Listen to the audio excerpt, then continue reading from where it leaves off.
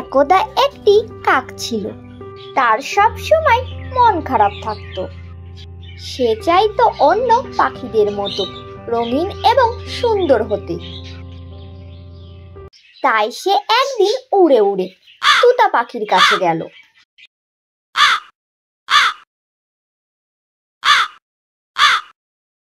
সে তোতা পাখির কাছে গিয়ে বলল, তোতা পাখি, তোতা পাখি, তোতা পাখি, তোতা পাখি, তুমি এত সুন্দর কি করে হলে?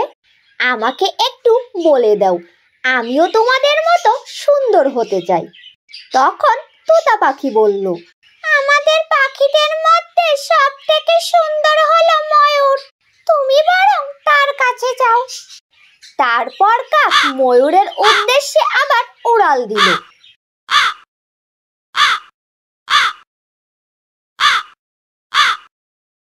ময়ূরের কাছে গিয়ে কাক সবকিছু খুলে বলল। তখন ময়ূর উত্তর দিল, তুমি সবচেয়ে ভাগ্যবান পাখি, যাকে জীবনে কখনো খাঁচায় বন্দি করা হয়নি, এবং আমরা আমাদের সৌন্দর্যের কারণে খাঁচায় বন্দি থাকি। অন্যদিকে তুমি দেখো সব সময় স্বাধীন। এই কথা শোনার পর কাক তার সব ভুল বুঝতে পারল এবং তাকে এমন বানানোর জন্য ঈশ্বরকে ধন্যবাদ জানালো, এবং সে খুশিতে ওই জায়গাটি থেকে উড়ে চলে গেল। এই গল্পটি থেকে আমরা শিখলাম, নিজেকে কখনো অন্যের সাথে তুলনা করব না।